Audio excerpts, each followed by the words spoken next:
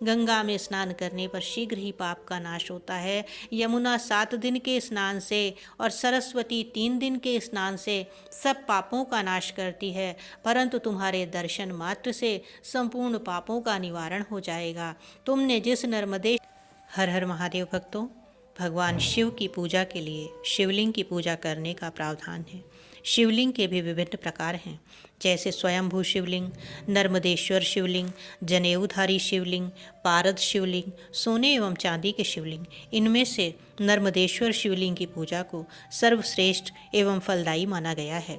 नर्मदेश्वर शिवलिंग कैसे बनते हैं और कहाँ मिलते हैं, इस सवाल के जवाब के लिए यह पौराणिक कथा बिल्कुल उपयुक्त है, जिसे आप श्रवण करें। नर्मदा का प्रत्येक पत्थर शिवलिंग होता है, ऐसी मान्यता है। पौराणिक काल में एक बार नर्मदा जी ने अत्यधिक कठोर तपस्या करके भगवान परमपिता ब्रह्मा को प्रसन्न किया।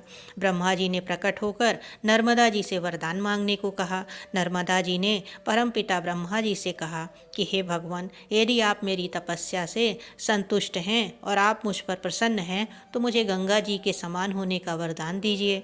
नर्मदा जी की बात सुनकर ब्रह्मा जी बोले, अगर कोई अन्य देवता भगवान शिव की बराबरी कर ले अथवा कोई अन्य पुरुष भगवान श्री हरि विष्णु के समान हो जाए तथा कोई दूसरी नारी पार्वती जी की समानता कर ले और कोई दूसरी नगरी काशीपुरी की बराबरी कर सके तो कोई दूसरी नदी भी गंगा के समान हो सकती है।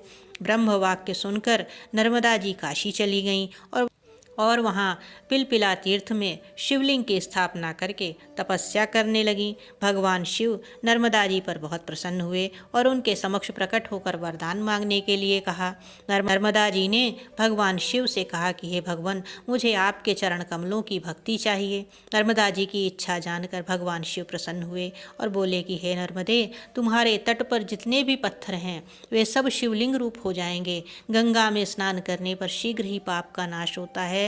यमुना 7 दिन के स्नान से और सरस्वती 3 दिन के स्नान से सब पापों का नाश करती है, परंतु तुम्हारे दर्शन मात्र से संपूर्ण पापों का निवारण हो जाएगा।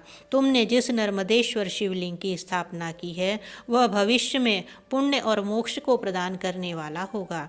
और ऐसा कहकर भगवान शिव उसी लिंग में विलीन हो गए। इसलिए ऐसा माना जाता है कि नर्मदा का हर कंकर शिव शंकर है। नर्मदेश्वर शिवलिंग भारत के मध्य प्रदेश एवं गुजरात राज्यों में नर्मदा नदी के तट पर ही पाए जाते हैं। नर्मदा भारत अन्य नदियों से विपरीत पूरब से पश्चिम की ओर उल्टी दिशा में बहती है।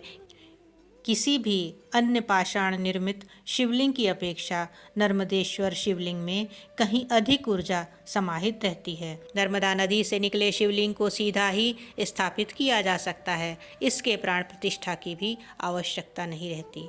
आशा है आपको यह जानकारी पसंद आई होगी। इसी के साथ हम आपसे आज विदा लेते हैं और आगे भी इस तरह की पौराणिक एवं धार्मिक कथाओं को सुनने के लिए चैनल को लाइक एवं सब्सक्राइब अवश्य करें।